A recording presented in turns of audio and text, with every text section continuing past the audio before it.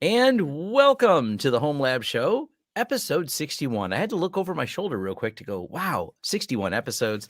Today, we're talking about Mycroft Mimic 3.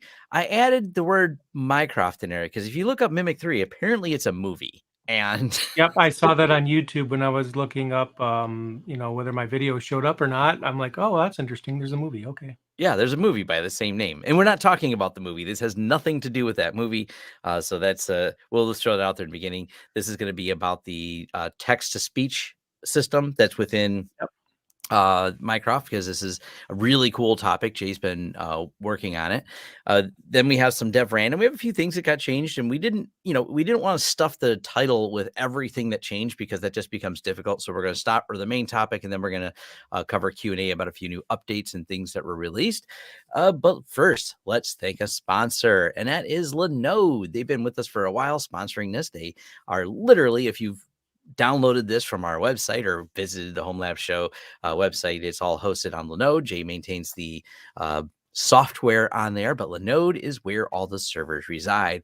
They have been a great sponsor of the show. They are a great place where you can get started with any of the projects. So if you just don't have the room for a server, or it's something that you think would be better public facing, Linode is a great place to put it. Use their servers, not yours. If that's the use case you're looking for, head over to Linode and use the offer code, the Homelab Show. And thanks, Linode, for being a sponsor. And get started on your next project with them.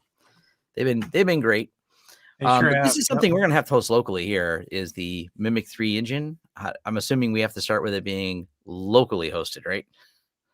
Well, so I think some discussions in order about a little bit about Mycroft. We already had a full episode about it, so I'm not going to go over But all of let's that. I give might spend our new listeners maybe a background on what Mycroft is. Exactly. So because you have to know that first, right? Well, you actually don't have to, but it just makes more sense that way. So, what's the first thing that you think of when you think of buying one of those voice assistants from like Best Buy or one of those stores? That they're Does that spying excite on you? me. Like that? I think they're spying on me. Right. And that seems to be the general consensus, and it's not wrong. I'm big on IoT, and I don't own an Alexa or any of those other things. Sorry if I accidentally activated your smart speaker. Cancel. Cancel. Yeah. Cancel. Mycroft is an open source voice assistant, and it's something that has been a part of my channel for, I don't know, like I want to say 3 years or more. It's been in the background, and I've actually showed it in a few videos, but I didn't really do anything with it. But anyway, it's an open source voice assistant that doesn't spy on you, and that's awesome. It hooks into Home Assistant and many other things, the integrations, and it's kind of crazy how many there are. And they're coming out with a Mark II, which I have a prototype on my desk for the few people that are live stream it. Well, by few, usually grows, or the podcast audience is obviously not going to see this unless I could just kind of teleport the thought into their brain. Yeah. That would be creepy. We don't want to do that. Well, and don't worry, you can certainly look up what these look like, and you can even watch a wonderful 20 was it the 2021 April Fool's video where Minecraft did Yeah. its own review? So It reviewed itself. So Jay has a it's great kind of video on that. funny because people are asking me, do a Mycroft video, do a Mycroft video. I wasn't ready yet because I really wasn't in a place where I felt like I deep dived enough to do a video that people would like on a technical level. So I'm like, "Oh, but I have to deliver. People want Mycroft. Well, April 1st is coming up." And I'm like, well, you guys get what you asked for. It's not quite what you asked for, but it's what you get. So Yeah. I had a lot of fun doing that. And the reason why that worked out so well is because it's a good sign when you can SSH into your voice assistant. That's a good sign. That's a very good sign. Like, Yeah. I don't know if people generally jailbreak their voice assistants, but you shouldn't have to do that. I'm just making an assumption that you can't by default, and I have a feeling I'm probably not wrong. But with Mycroft, you have the source code, you have the ability to SSH into it. You can do whatever you'd like. I mean, it's yours to. I mean, you could break it. Don't break it, right? Don't rm-rf/. That's the worst thing you can do. But if you could do that, it's not. It's under your control. Don't do that. So the topic of today is Mimic 3. Mimic 3 is the text-to-speech engine that powers Mycroft. And you could consider the Mycroft devices as like reference units, basically, for Mimic technology. Basically, you could buy an all-in-one unit, the Mycroft unit like I had in the original video, or you could just get a Raspberry Pi, install it on that, do that for free. You could put it on your laptop or desktop if you'd like, which would be actually something I want to try on my end. I've been meaning to get around to that. Ooh, So can you it can run on an install old it. laptop? What's Would it that? work would it work on an older laptop? That might be interesting because 'cause it's got speakers built in. Well, I think it will because because there's a certain point about Mimic 3 that I like the best. But Mimic 3 is the latest version of the text to speech engine. So before, the issue was that even though it's a voice assistant that's on our side, it needs the cloud to do processing, which kind of might make some people feel uncomfortable. Now, I'll be clear, I don't feel like using the cloud at all by itself is a red flag. It can be, absolutely it can be, and it often is. But when you have an open source technology, it's not uncommon to utilize the cloud to, process some of the workload. But the selling point of Mimic, or I shouldn't say selling point, but the cloud is not required for Mimic 3.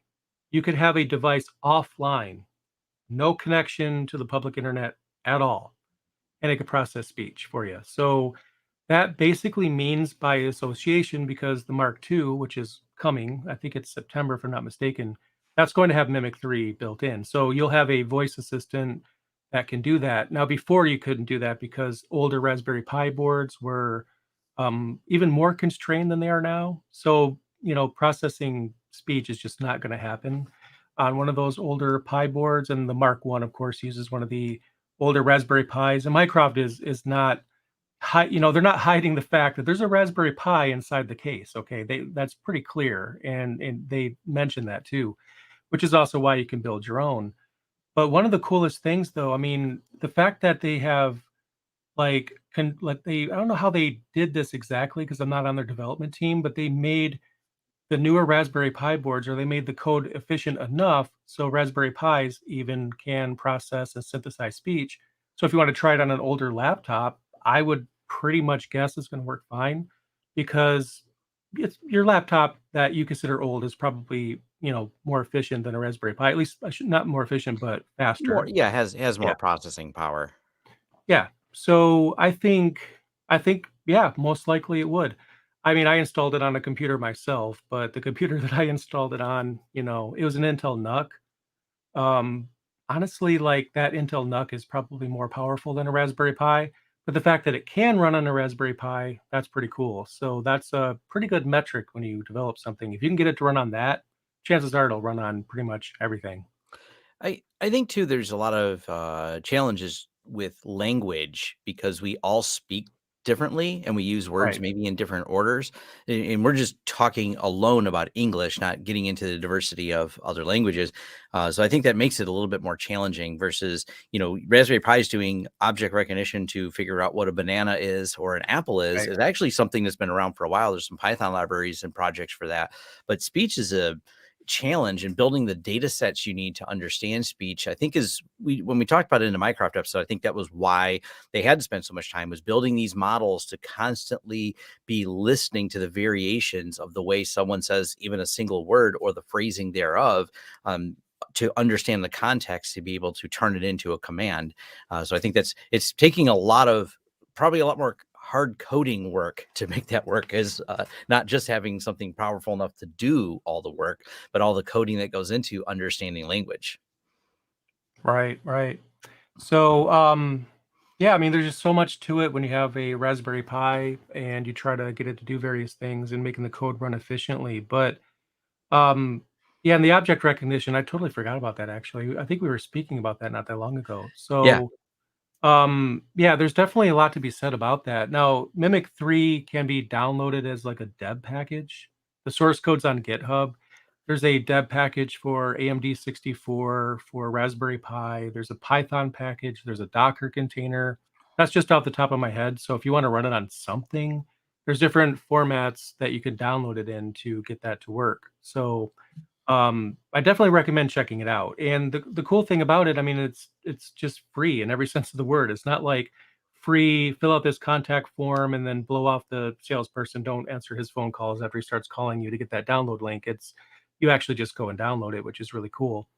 And that's also a good sign because if something's behind a contact form, that can kind of not that contact forms themselves are bad, but if you're forced to fill one out, that's there's a catch to that. So I've been talking to Mycroft for back on and off for a long time now. I don't even remember how long. And it actually was not the April Fool's video that got their attention, surprisingly.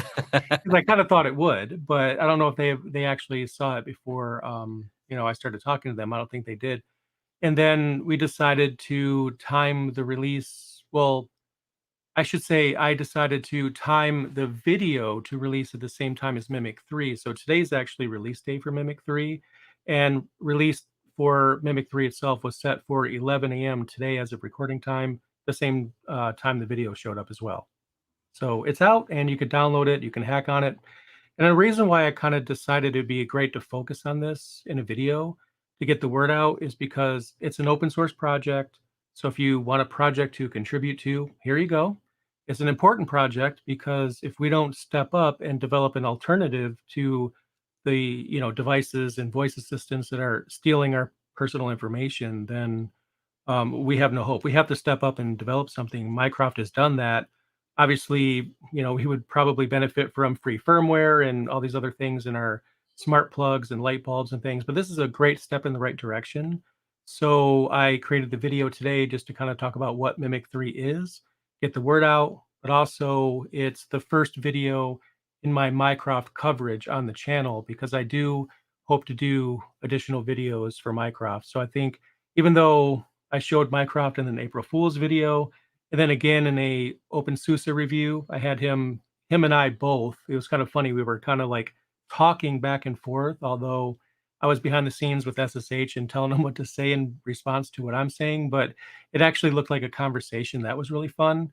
But those are just fun videos, not, Mycroft internally focused videos. So today's the day. So Mimic 3, I figured it makes sense. It's the text to speech engine and it's out right now.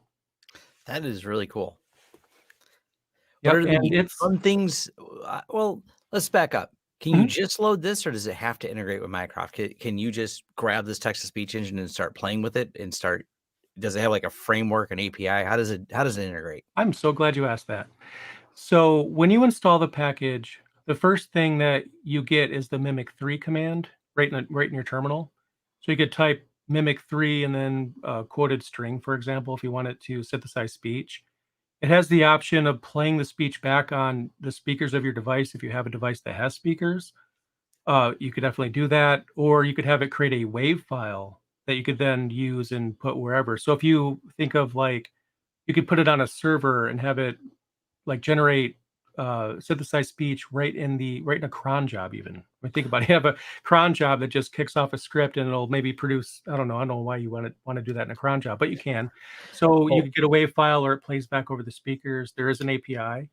It's I think I forgot have to, a use case for this. So yeah, because I whenever you start scripting this, and then yep. you start having it just outputting, so the computer can just tell me, please open the Pod Bay Georgetown.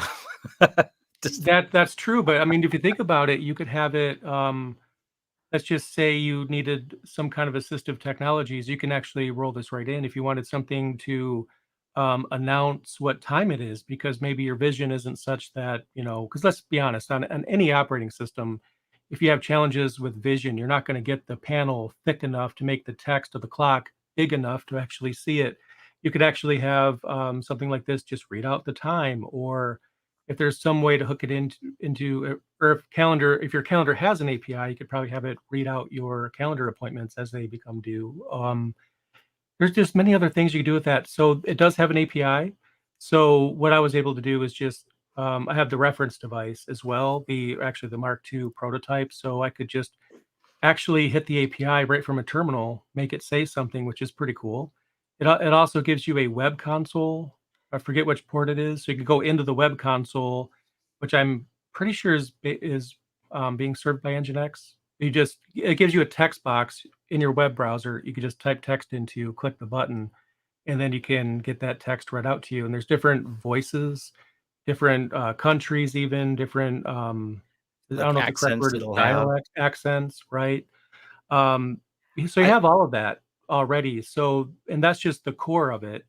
And then from there, I'd actually be kind of interested to see what people do with this because I'm sure there's, you of course just now, but other people like I know what I'm going to use that for later. Well, and I think one, our first missed opportunity is we're 15 minutes into the podcast and we didn't have it do the intro to the podcast. So that's we if we do another one on Mimic, we will have it do part of the intro.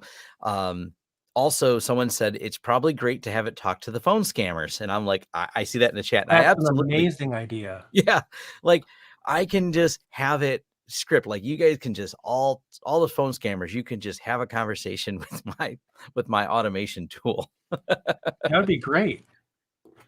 Yeah, keep them That'd busy. absolutely be a good, use case for it, and, yeah, it's getting me thinking now too, because ultimately my first thing was I just want to see what it would be like to have a voice assistant on Pop! OS to say, "Hey, name, launch my browser," or whatever I wanna do. Not that it's that much effort to really click on the Firefox icon, let's be honest, but how cool would that be, and what kind of a talking point would that be if someone was over and I just told my computer to open an app and it did? That'd just Well, be a lot of fun. we're all inspired by Star Trek, so, I mean, they talk to it, and that's at least one thing that's consistent throughout the Star Trek series, is they really got the language systems figured out, 1, for the universal translator, but 2, so you can just talk to computers and they do things in a more natural way. That's the real vision they had in Star Trek was like, "Hey, this could be possible one day." Um, they just didn't realize that most of it would be done by large companies that would try to figure out how to monetize the fact that you exist. So I'm gonna attempt to do something right now. I don't have a static IP. I should have set that up. Oh, So as long as the IP didn't change, we're gonna see if this thing can actually announce the show. Let's see what happens. all right. We're doing this live here. Welcome to the Homelab Show, episode 61. Oh, that's beautiful. Isn't That that came through great? very well. I like that. It sounds so much better than the Mark One because if you like play back the April Fool's video, and there's even some of the Mark One in the new video, you'll hear the older voice, but it just sounds so much better. No, I definitely like that. Let's try this one more time. All right.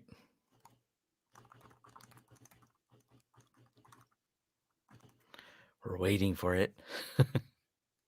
Hello, Tom. Have you tried any new hot sauce lately?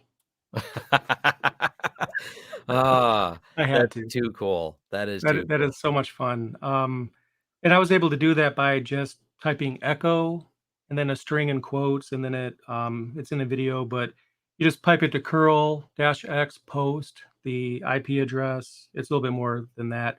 Then there's an API string you give it the target, which is going to be like your speakers, or the target could be the other device where you want it to play back. So I gave it target server, which that guy right there is a server. So it receives it and then speaks it. I now want to put some of these around the house, and then when Mhm. I hear, because my studio's in my basement, my wife will occasionally yell something unintelligible, but then I can unintelligibly say something back, or I can simply type into the speaker, "Target living room." "What did you say, honey?" Exactly. No, that would be I could mess with my kids, it'd be kind of funny too. Oh, yeah, yeah, yeah. Have the Um, kids when they go in there, have it tied to your refrigerator. You build it in with Home Assistant. "You're I'm gonna not give it doing a your homework." challenge. I'm gonna give him a, sci-fi reference to speak. Let's see if he's able to do it. I'm sorry, I can't do that, Dave. Yep. Ah. So, the power of open source, what can I say? Yeah, no, this is really cool. This is definitely neat. Now you have a whole video on this you released as well, is that correct? Yep. It's Awesome. about 15 minutes long. Somebody in the comments mentioned that my audio was out of sync in that video. I hope, I'm sorry if that's the case. When I played it back, it was fine. So Yeah. I'll double check that in a moment. But yeah, the video's out. It's about 15 minutes long. I show some examples via the command line and also give a behind the scenes look at how I did it with the April Fool's video. Obviously, it's not the footage from back then. I didn't go back in time and to where I was doing it, but I reenacted how I did it back then. So you'll see at some point in the video how I actually made the Mark One conversate with me in a video. Actually, also in the Open OpenSUSE review as well, which was I think now a version or two ago. Wow, time flies. Yeah, for sure. So that's what we have for the Mimic. Anything Yep. else on the Mimic, or we want to talk about ZFS? Well, yeah, I especially want to talk about that because I am offended by how easy this was. And Oh, by okay. offended, I mean like that so many other people and companies out there do it wrong that when someone does it right, I just want to just shout from the rooftop and just set an example. And there's a lot of that lately. Like for example, TrueNAS being able to, it has its OS on a completely different volume, and its settings, backup, and data is all separate from that, so you can switch between different versions of Versions. TrueNAS, Yeah. which is really cool. That's doing it right. And then when it comes to pfSense, you and I were talking about ZFS and how it's good to have. So I'm like, okay, I will go ahead and give it a shot. But in my case, that means a reinstall because I'm not on ZFS. So what I did was like any good person does, they take a backup. I took a backup. I grabbed that backup and I put it on a flash drive that was just I think it wanted like FAT16, FAT32. I think it supports both. Some, yeah. You drop it on there, and then on the other flash drive, I loaded pfSense or by downloading the ISO using DD, I copied it over there, booted my firewall from the USB stick, and then I had the other one with the config file on there. I just told it to wipe everything and reload.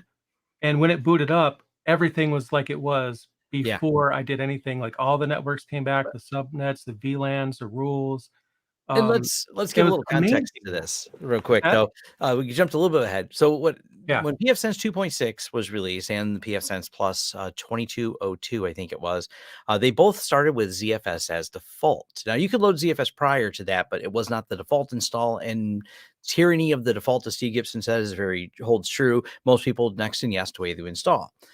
What happened though was after they defaulted it to that, they've added more enhanced features to support ZFS. So they've actually give you some functionality in the UI.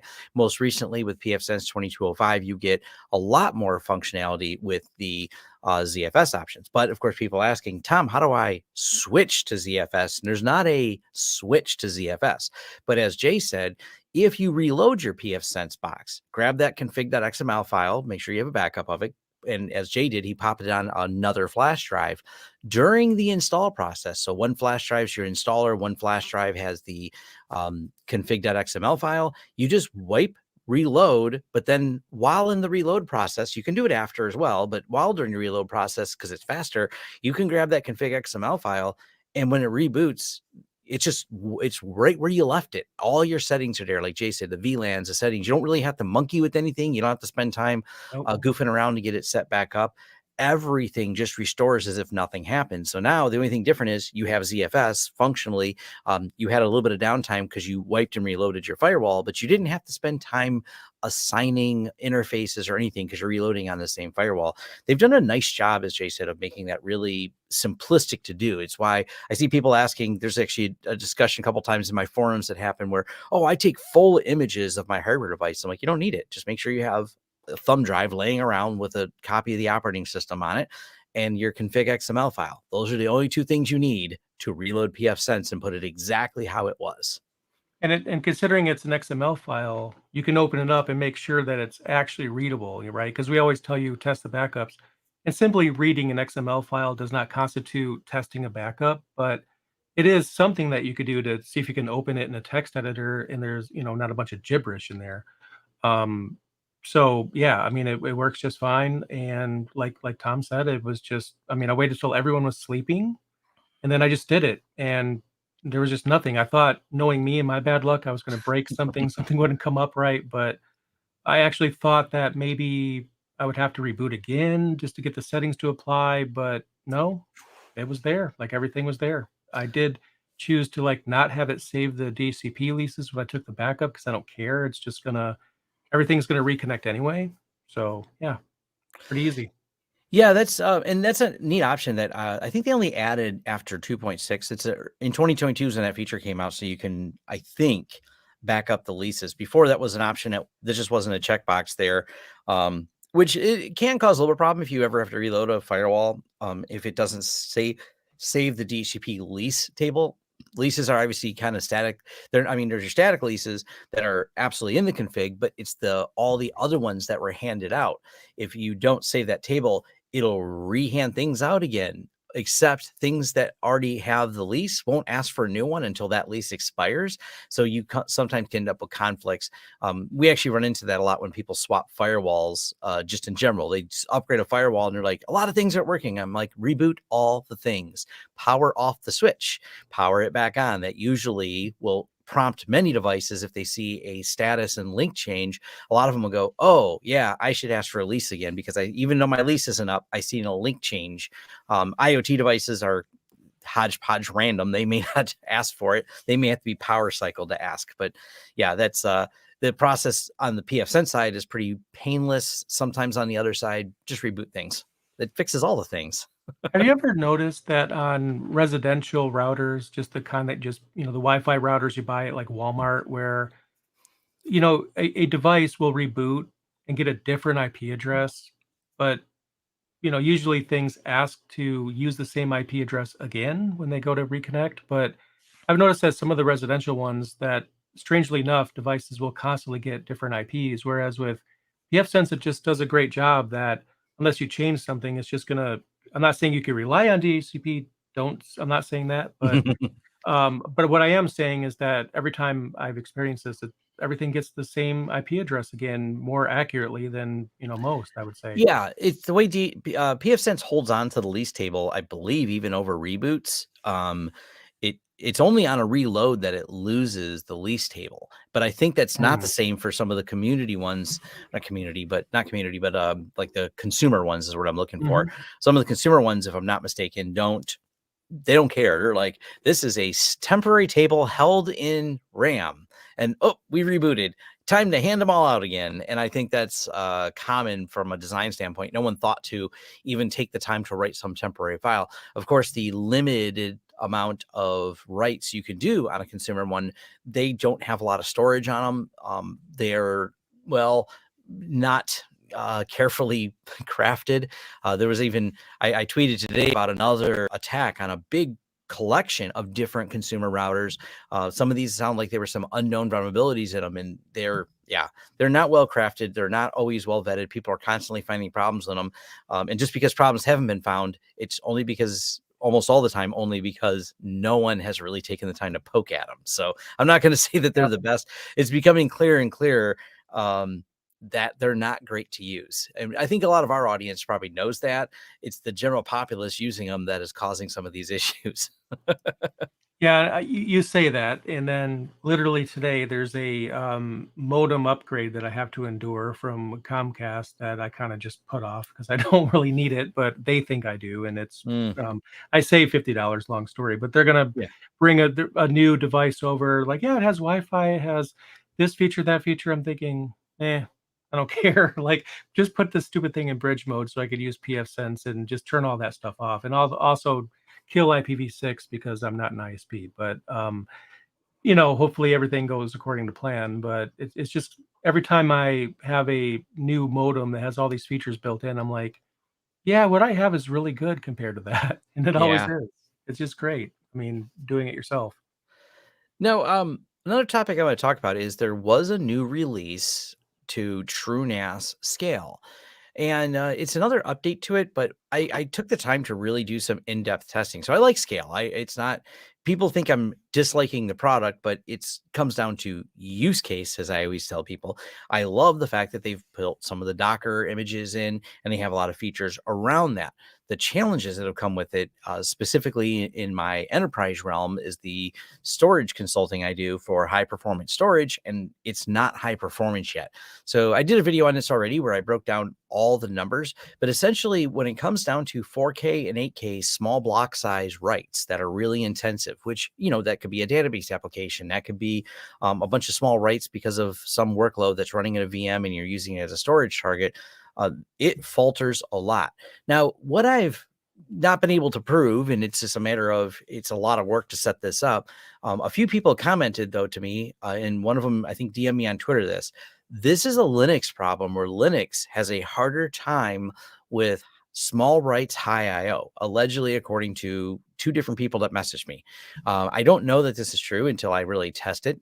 They didn't give me credentials that made me go, oh yeah, this makes sense. But I thought about reaching out to maybe like Wendell from Level One and asking him to see if he's seen some of the same things, if it's a BSD versus Linux controversy, because they're neck and neck on larger writes of larger blocks. But when we were doing the testing and Scale being based on Linux versus TrueNAS Core being based on BSD, that's the only stark difference between them is those small writes. But when you start using the larger writes, because this is exactly, we took the same hardware, reloaded it with Scale. So we ran it on Core, ran our battery of tests, reloaded it with Scale, ran our same exact tests again. So we're dealing with, the minimal amount of variance other than the operating system being different. All other things were the same. And that's the only substantial difference we've seen between them. So I think it's interesting. I don't know, I know there's reasons even like Netflix to this day is built on BSD for some of their delivery because they could do better kernel tuning management with it. And BSD has been around for a long time doing tuning for things like that. Specifically, contributions to the BSD kernel come from the people like at IX Systems to get all of this tuning. It's not like they started yesterday doing it. They've been doing this for years. And as product bases and code bases mature with enterprise level use cases, which BSD has a ton of them. There was a lot of engineering that went into solving small write problems because it is an issue. You think of what a lot of the world runs on today, what are cloud applications, especially ones at scale, tons of database writes, tons of small writes. You can say all the extra layers in between. You're like, but aren't they running Ceph clusters? And, they spread the load out over this. Well, sure. But at some point, somewhere, there's a tiny 4 kilobyte text type that someone did and updated some status on some social media site that eventually had to be translated into a small write. And someone tuned the performance to take that little bit of 240 characters on Twitter, turn it into something that got written to a disk somewhere. And I'm willing to bet somewhere is probably a BSD machine where it landed on. I don't know exactly what runs the back end of all these hyperscale companies, but I know we've consulted enough with the TrueNAS Core to know that BSD lives at the heart of a lot of these systems. So I think that's kind of the broader answer as to why you see a lot of really high performance systems being on FreeBSD and Linux. Not that it can't do these things, it has not been tuned to it. I mean, TrueNAS Scale is still a pretty new product, and the team is working diligently at solving these problems. So they're not going unaddressed. People like, they need to address it. I'm like, they will. It just takes time to do. And they have integrations they're doing right now with Kubernetes that has its own complexities that they're integrating. On top of that, they're also building clustered file systems. So there's a lot going into this project at once. That's why I always tell people be patient with it. It's not that I don't like it, but I don't know that I would run if you have a production workload that has that demand on small writes. It may not be the right system for you. Do you know what scheduler TrueNAS Scale uses? No, I do not. Because I don't know if that's the reason, but I've noticed I/O problems. I mean, I use Linux on everything. It's not as bad now, but I remember it often being the case that it comes down to which scheduler they go to use. Like, I remember when I first started, even there was a big push to try to get the BFQ scheduler to be the default in distributions and whatnot. But what I would notice is that if I was backing up my hard drive or copying a bunch of files to a external hard disk or something, like I couldn't even browse the web. Like forget using my computer on most Linux distributions. I just can't. It's going to take an hour to complete. I better stop using my computer completely until that's done. And that got really frustrating. Like even sometimes writing to a flash drive would be a problem. And it's not as much of a problem now, but it still does become a problem. And I think that could even be why Pop! OS decided to come out with their own scheduler for their distribution because of that same problem. The IO scheduler issue in Linux is just one of those things that it's like, why is this still a problem? If I can't copy files to a hard drive without the entire system slowing down to a crawl, it needs to be fixed. There's no excuse at this point. Like it's been years. Like Yeah. what's going on, guys? Like this is not the way it should be. But again, it is better nowadays, but it's still not great. But I haven't really noticed it as much, if at all, on Pop! OS because, literally I was just copying the entirety of my unedited videos from TrueNAS to a local external hard disk attached to my Thelio, and it's fine. I didn't even notice a blip. So I don't know if Yeah. that's the issue, but that's the first thing I would look at. Yeah, there's the other issue. I seen someone mention in chat, smb.conf. There is also a challenge when you have thousands and thousands of files and you're trying to write them using Samba. Uh, Samba needs some retooling to be able to scale. There's working on it. It's on the roadmap to better deploy some new technology into it in a way it handles that. But there's some files. So sometimes people realize they have a 10 gig connection and a full flash array. And when they're moving large individual video files, as I do, they get this incredible maximum performance. And then they try to copy their collection of 10,000 memes over, and they're like, but the 10,000 memes is less than the one video file Tom moved. And it's taking longer. I'm like, yep, welcome to Samba and writing 10,000 small JPEGs or PNG files somewhere. It'll have a much bigger problem. And it's someone said it's slow because of user space, but it's a little bit more complicated than that. I thought about doing a video where I break down the complexities of it, because Wendell's actually dealt with this a lot. I think it'd be a good thing where he's could talk it to. It's the way it utilizes it's something about the way that it has to do these lookups. It's not just a user space kernel space problem, but there's some other functional problems with its design. I can't remember what it is, because even Microsoft has moved to a different way of handling it, and Samba is going to follow the way Microsoft is. It's something with the way it has to pipeline things, not through the kernel, if I'm not mistaken. I could be a little bit wrong on that. I remember reading about it and said, that's interesting. I understand it better. But then the knowledge fell out of my head. I can't articulate it right now. So I need that white paper in front of me for how to get that to work. But it is also why a lot of people don't do Samba for those type of services. Like, you're not going to use Samba if that's your use case. You're going to use, it's still going to be faster probably to even use something like NFS. So there's other ways to handle that. I think another topic worth bringing up really quick, though, is I mean, I need to rant, but I'm going to try not to sell it as a rant. But why on earth are these problems with, like shared file systems still a problem at all? Like NFS, even in NFS4, has locking issues. Maybe not as Yep. bad. They've made improvements. NFS still sucks. Samba continually makes improvements. It still has problems.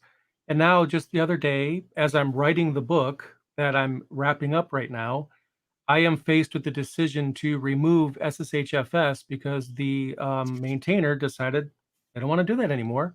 So I don't even know if they're going to find a new maintainer, and if I can even trust SSHFS at this point, because who could tell the future? This is literally developing right now. So I'm probably going to have to remove that out of the book. So there goes that. Now we have, Kubernetes, even containerization has happened since, and actually everything has happened since NFS, because NFS has been out forever. But virtualization, Kubernetes, we get into these new technologies, cloud, all these advancements. And then you have like overlay networks. That's an amazing invention. WireGuard, that's great. Why the heck can't we put some actual attention on shares that don't suck? Like these people that put all of these great attention and their skill set on these problems and come out with amazing solutions. We need a new technology to share files. We just do, because everything we have sucks. Yeah, and I think, but part of the reason is it's solving for the minority versus the majority. The people who have those problems are the one-offs, and I think that's where Samba works for 99.9%. Who it doesn't work for is, the consulting work we do has been kind of specific to people in the graphics industry, where they're literally working on films you've heard of, and they have to do 3D sets, and those sets require 20,000 photos to run through some type of parsing tool that does an automation to them, and they're all a bunch of tiny little, image files that then eventually get stitched back together into a movie file. It's kind of weird how it all works. I don't know why it works that way. Someone else engineered that part of it. I'm just here to solve or explain or look at better ways of connecting with the Samba problems with it, and how we can make that faster. And I see someone even mention like iSCSI, and that is the solution we do sometimes providing iSCSI, because iSCSI is kind of like a workaround for file sharing. It's not a sharing service necessarily. It's presenting a block device over IP.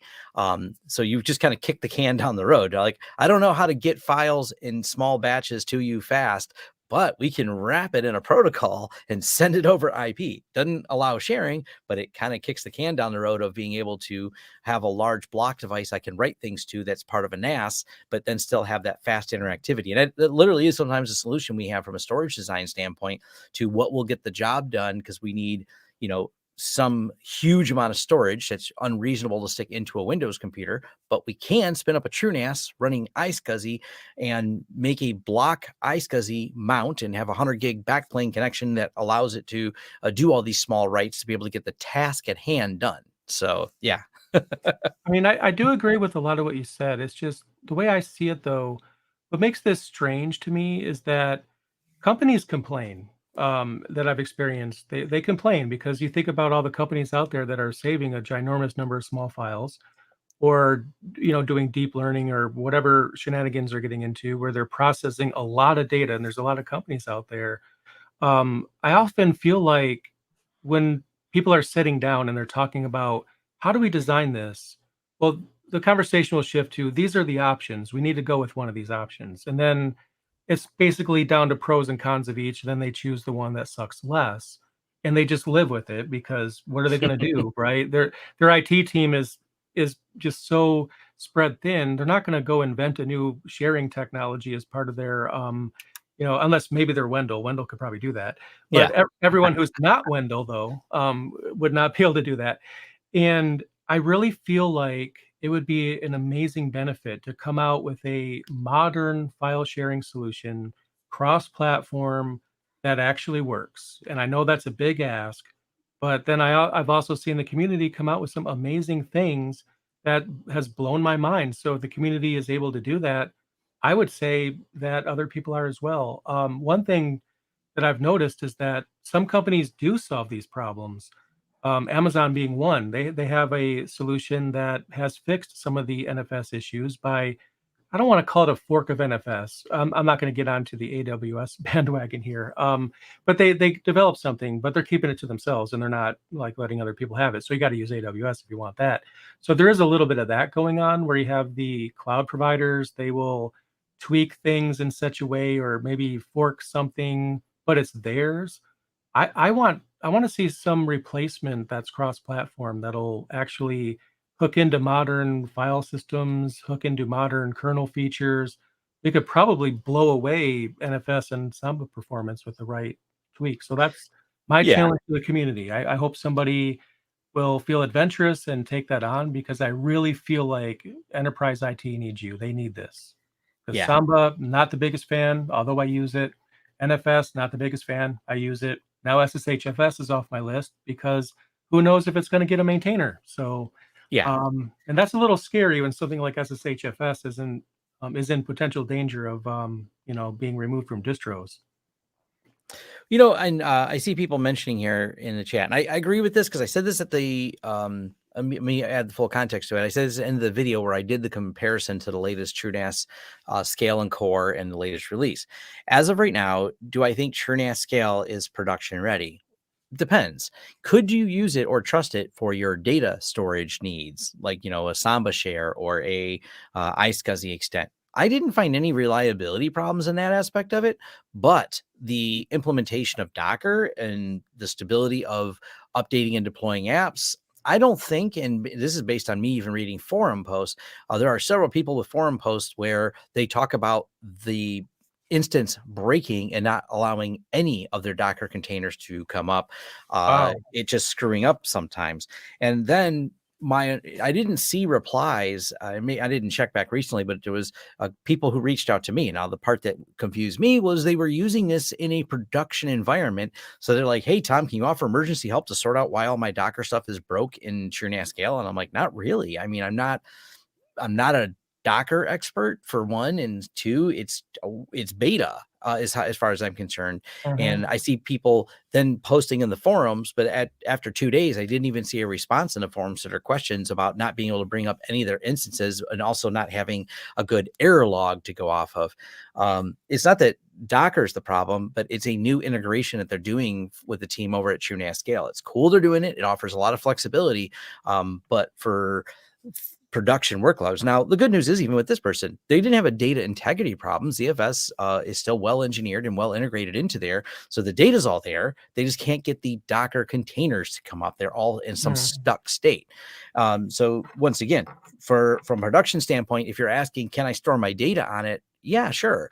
Can I run my Docker images on it? Sure. Are they absolutely bulletproof and reliable? Well, I don't know. If updates randomly break them, then no. And these people have built quite a few containers on there, so they're using it from a storage efficiency standpoint really well. And I get that, especially Homelab. Why have 10 servers when I can have one server do 10 things? There's a good reason for that, as long as it's done reliably and doesn't create a giant monster for you. Which is why I don't know if you're familiar with it, Jay, but this is I may do a follow-up video on it because I think Wendell did such a great job. He called it the Forbidden Router. Basically, he built he built an XCPNG system that does everything. It runs his firewall. It runs a bunch of all of his services, all running inside XCPNG in one single beefy system, because it's his home system. He didn't want to have several servers at home, so he did what he titled the Forbidden Router, and it's a 3-part series Wendell did on there. I thought about reaching out to Wendell, see if he wants me to do, as I don't think he did is in depth on how he configured pfSense. And I thought about doing, because people ask about it, and why not? I'll build a forbidden pfSense router just for fun, and walk through the details of that, kind of a fork off of Wendell's project if people are interested. It's pretty cool. A lot of fun. It is. It's a really cool. I liked his title for it. And his title is the reasoning of, can you do this? Yes. It'll also test some of your skills, test some of your learning, and it could possibly test your sanity if it all falls apart with an update, because you've integrated so many things so tightly together. And you have to update because there's always security things, there's always issues. So not updating is great in terms of stability, but bad in terms of security. But then your updates, to keep you secure, can affect your stability. So there becomes some back and forth. But Wendell did something rather clever, which was he did a drive pass-through for pfSense. And the reason he did that, instead of putting it within the hypervisor, when you do a drive pass-through, if the hypervisor goes belly up and all the services go down, you go into the BIOS, you boot off of the pfSense. And pfSense now can boot because he's also passing. He's had a couple extra network cards, and he did a pass through with the network card. So pfSense is already using a pass through. So if you reboot the machine off of the SSD, in theory, pfSense will go, oh, hey, there's the network card I was already using, and then boot and run, even though your hypervisor is broken. At least you're online, because that's what matters, because you're going to have to get online to re-download and troubleshoot all the problems that occurred. So one thing I want to mention, though, disclaimer, I haven't really looked very closely at TrueNetScale yet, because hearing all the people saying this needs to get fixed, that kind of makes me want to wait until the next major release, just a thing. But I recently ran into a lot of work where, when I was updating the book, Mastering Ubuntu Server 4th Edition, I'm going to get that plug out there, it's coming.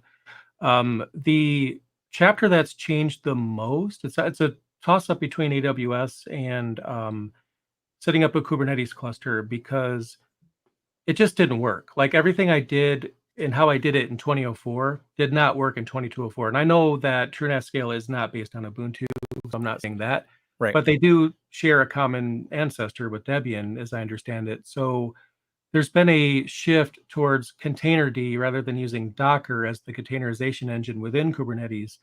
And when I went to update the book so that it's using containerd rather than Docker, which is the correct thing to do, it nothing worked. Like, it kept, all the containers just fell over, they're broken, nothing would work at all. And I think it took me a good week to figure it out. And all of the how-tos and blogs, I'm not going to say they were wrong, but each of them were missing something to get it to work. And that's one of the reasons why I intend on doing a video on this. I don't know what containerization engine they're using on TrueNetScale, if they're actually using Docker or containerd. But if they're switching over to containerd, there could be some issues, because it's been said that containerd should be just a drop-in replacement. Anytime I hear that, oh boy. Yeah. Oh boy, that scares me. The only drop-in replacement that's ever worked well for me personally has been MariaDB, replacing MySQL with that. That's worked fine, at least in my case. But when you deal with containers, you're also dealing with a container engine. A container runtime is the term that I'm supposed to be using here. And that's going to be a problem for some people. I don't know if maybe their developers are running into some of the same problems. Uh, I don't know. It could be that, but there's definitely some challenges right now as things migrate over to the new normal. Yeah, it's I think it's a lot of just the way they're integrating it. It's just it's a big undertaking, and Yeah. it's probably I understand how hard it is to code a lot of this stuff, and simultaneously the same some of the same team, at least the same company, are they were able to pull off TrueNAS 13, which went really smooth. I didn't really have any issues with 13. There's going to be a 13 U1 come out because there were still some bugs. It wasn't bug free, but of a lot of them were minor bugs, and there was workarounds for it. There's like a problem with not being able to replace a drive. There's a couple UI elements that didn't work right. Like Mm. not it's stuff you can still do. There's just UI elements that made it goofy. I found those before as well. There was like you couldn't unlock a nested data set from one of the menus. You always had to go to a second menu. I reported one of the bugs. I was like, it still works. It's just got a UI element bug where it puts the data in the wrong spot. Well, that's pretty bad if you put data in the wrong spot. Yeah. It just I guess to it wasn't summarize too my big. point, I've been, as someone that's been using Linux for like 2 decades, actually more than 2 decades now, I get thrown through a loop myself when something like this happens and we migrate to something else and then it doesn't work as expected. It happens to all of us. So even developers as skilled as them, I mean, they're going to run into the same problems I run into. Every now and then something throws you through a loop and you got to figure it out and make something work that technically should but isn't. That's the most egregious and frustrating. But they're getting it done at least. So Yeah. just give them some more time. Well, and it's worth noting too, and I made sure to comment to this in my last video. They removed the pip installer because people were loading all kinds of extra things. And this is where, from a developer standpoint, it is pretty clear. TrueNAS, whether it's be core or scale, these are not full-blown distributions. These are appliances. And what I mean by that is they're meant to be used the way the developers intended to. They didn't give you an operating system and say load TrueNAS scale as an add-on for your OS. They're spinning the entire thing into an appliance. And what Right. happens is sometimes the tech support problems get increased because people started installing their own Python packages and started modifying the underlying OS. So now when they say this doesn't start, they're like, well, that's a weird error. How did you get that package on there? So you can also, sometimes that can be a contributing problem to building an appliance and providing support for it, is people monkeying with it. Because they actually, someone did a request, hey, in the new version, the pip installer is gone. And they close a ticket going, you're not supposed to use that. You're supposed to use RUI. Don't go in here and start adding packages because it messes things up. One of the first things I did with Scale as a test and ended up reloading it immediately after because it broke. I said, oh, cool. It's based on Debian. This is before it was in its earliest releases, its nightlies. And I typed apt-get update and it worked once. And then it didn't boot again. So I am so in agreement about the appliance thing. That's exactly what these are. That's yeah. exactly how you need to treat them. If I was like back in my beginner days and I still had my Ansible script that I have now, I would absolutely point that Ansible script over at TrueNAS Yeah. scale and have it configure everything like it is on my local Ubuntu system, because why not, right? You can have the same dot files and the same packages on everything, including TrueNAS. But now that I'm, more seasoned, I have learned the hard way that these types of things, you consider them appliances. If you don't want to consider it an appliance, you could absolutely just create your very own Debian server with stock Debian and install Samba, install NFS, and all the different bits and pieces that you need to build a NAS. You can absolutely do that. But if you're going to customize things, you should do that and not use TrueNAS, in my opinion. But to be fair, I would have done the same thing when I was. I'm not saying whoever that was that broke it is a beginner. I don't want to make that distinction. But if it were me, I probably would have done that earlier in my career. Yeah. So I'm sure they get a lot of that. I'm sure they do.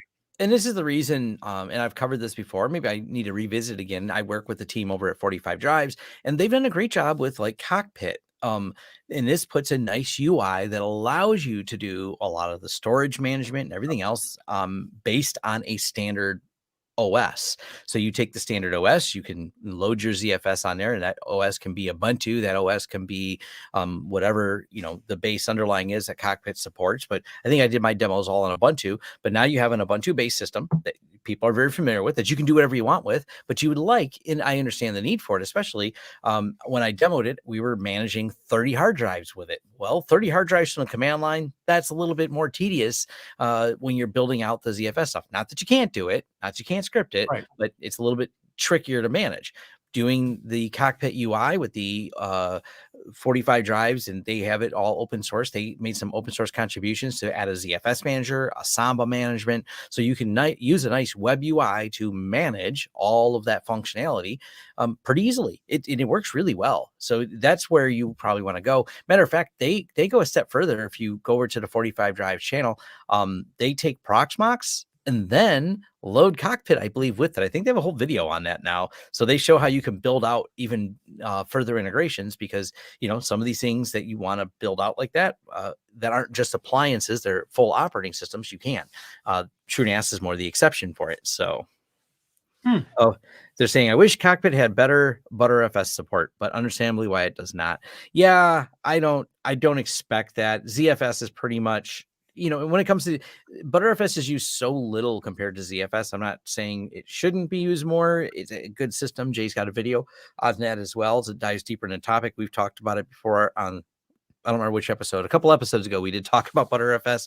So, but yeah, ZFS is still the king. And by coincidence, I wore my shirt today that says ZFS is a cult with integrity. So Yeah, I guess anytime you set up something in Cockpit, if it doesn't support ButterFS, you have to have the comment or a pop-up window that says, I can't believe it's not ButterFS. yeah. I'm sorry. I had to do that. Oh boy. Yeah. All right. I think we covered all the topics. We got anything else on the dev random list, Jay? I have like a zillion things, but also in the But not a interest of everyone's zillion hours of time, time. probably not for now. Fair enough. All right. Well, this has been episode 61, Mycroft Mimic 3. For those of you that find that Mycroft Mimic 3 is a movie, not what we're talking about here, I did leave a link so you can get down there. Let us know. Send us some messages. Tag us on Twitter with what interesting things you have it saying. And I fully and totally expect at least some percentage of you have it swearing. So don't. Yeah, sure. Oh my God. I don't think that's a bad use case either, by the way. Well, yeah, The childish part of me says that's probably the first thing it's going to say is a string of profanity. So. And how many of us that have been into IT as long as you and I, how many of us have installed BonziBud even though it's spyware just to make it swear? Come on. I mean, I'm sure there's a lot of people that have done that. Yeah. All right. Well, thanks everyone for joining, and see you next time.